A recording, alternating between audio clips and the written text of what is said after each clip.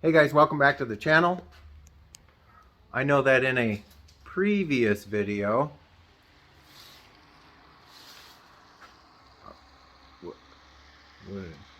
camera's going this way. Willow thinks the camera's pointed at her, so she starts doing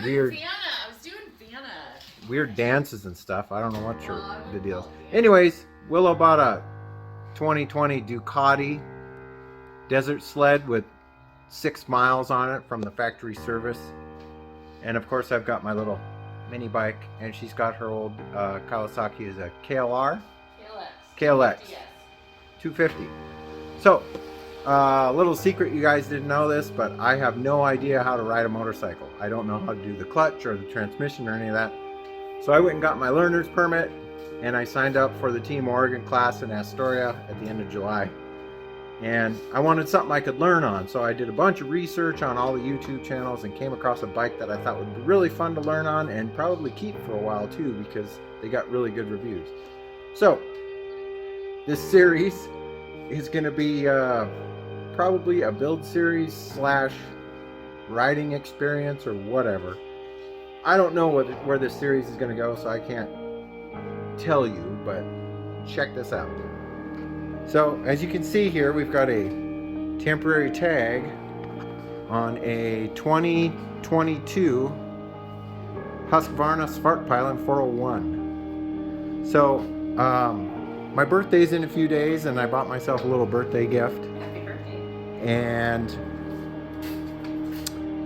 it was stressful going to get one of these. I went to one place out in Hillsboro, and they screwed me over and screwed around with me, and I left. They marked it up $3,000 from what their price was on the website. Then they said they didn't have it. Then they said they did have it, and they were driving it up from Salem. And I said, just give me my driver's license, I'm leaving. So I left. I went and looked at one on Facebook Marketplace. He said it's in great shape, it's never been laid down, nothing's wrong with it. And he wanted like $4,500 for it. So I raced over there to look at it, and it was a salvage theft recovery, and the lock was busted out of it. All the panels were shredded on it. Just numerous things were wrong with it. All the key locks and everything were jammed on it. So had another dealership in mind, gave him a call. He said, we got 3 on the floor, this is your price out the door, what do you want to do? I said, I'm coming over right now. So I drove over there. He didn't screw around with me. It took him like 30 minutes to do the paperwork. I filled out all the paperwork. He sent it to his service guys in the back. They got the ECU unlocked because it has to have a registered owner before you can start it. They started it up, checked all the fluids, did all the little service work on it, filled the tires up, and it's set up so that you have to ride it 624 miles for break-in, and then you have to bring it back to the dealership, and they remove the rev limiter that's on it now. So you can't go crazy wild with the thing. You can still ride it, but there is a rev limiter on it for the first 624 miles. Or until you bring it to the dealership and get the first service done. And then he said you just do basic oil changes in the garage. It's real easy to maintain. So anyhow, Willow's got a Ducati desert sled, which is way too tall for me right now since I'm still learning. I really wanted to get one of those, but they're the Porsche of motorcycles. She's got a lot more riding experience than I do. My mini bike is great, super comfortable, love riding it around, and that's kind of what led me down this path to get my motorcycle endorsement and get a fun little learning bike that I could, learn on and test on. And it's new. It was the suggested retail price plus a little markup because the market is in high demand right now.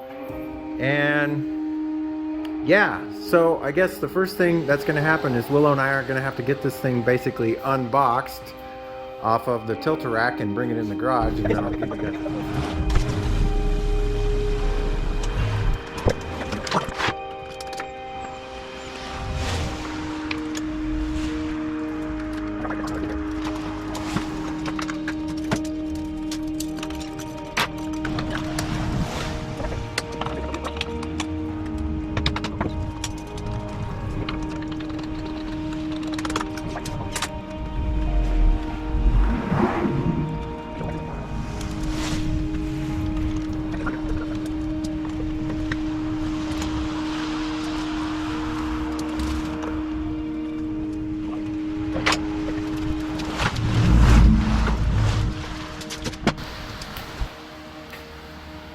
Alright guys, we got it unloaded off of the tilter rack. I'm excited slash nervous. Like I said, this is supposed to be a really good beginner's bike, and I went off a ton of reviews online and nobody really had anything bad to say about this bike. So, except at the time when they came out early on that there was no aftermarket parts, but now there's like a million different aftermarket parts and accessories. And I'm going to be putting some bolt-ons on this. I don't know how far I'm going to go with it. I'm not going to get anything too crazy. I'll probably start with some crash guards and frame sliders and maybe a different exhaust that's louder, because this thing is super quiet. And I'm going to show you guys that here in a minute. It's better to have something that's noisy that can be heard and seen. The one thing I really liked about it is this thing is really customizable. It's got like adjustable shocks, front and rear.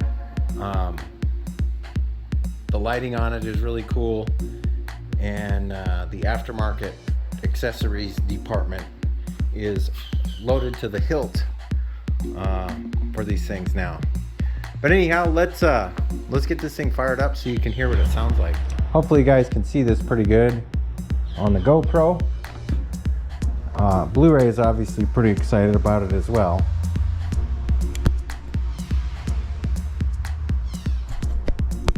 That's a little bit better. He showed me how to start this once. Let's see if I can remember how to do it.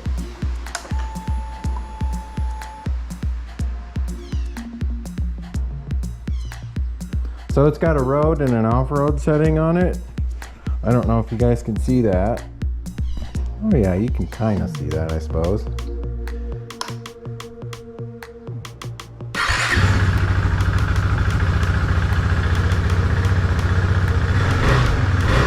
See, it's quiet.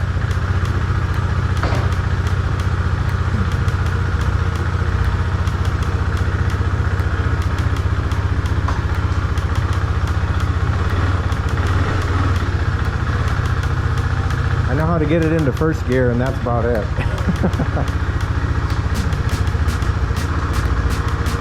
See if I can get it into neutral. Nope.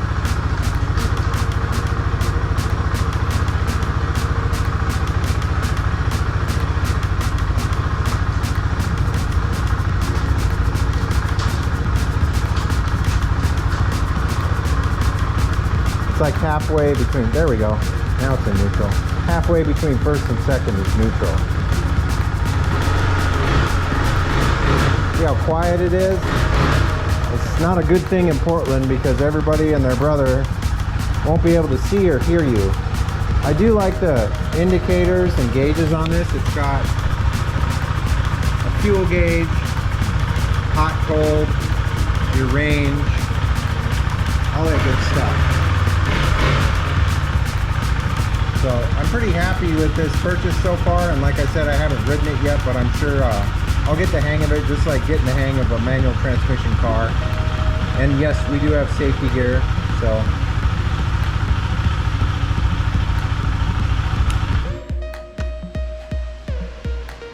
Pretty neat.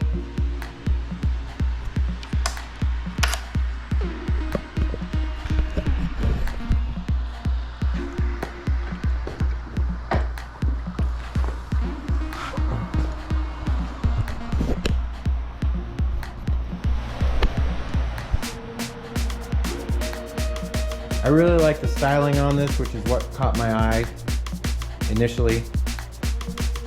It's just a really good looking bike to me.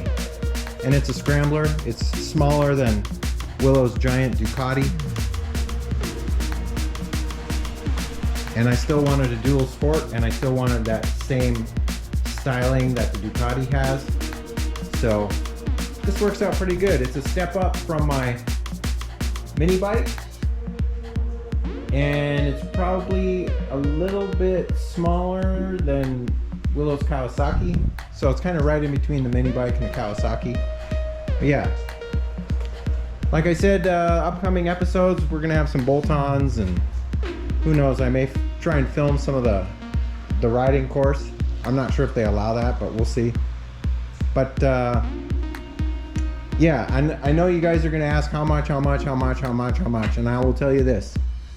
I did not pay MSRP on that, and that's all I'm gonna say. So you can figure that out with the demand and stuff that's going on. And it wasn't astronomical, and I didn't have to finance anything. So if that helps you figure it out, so be it.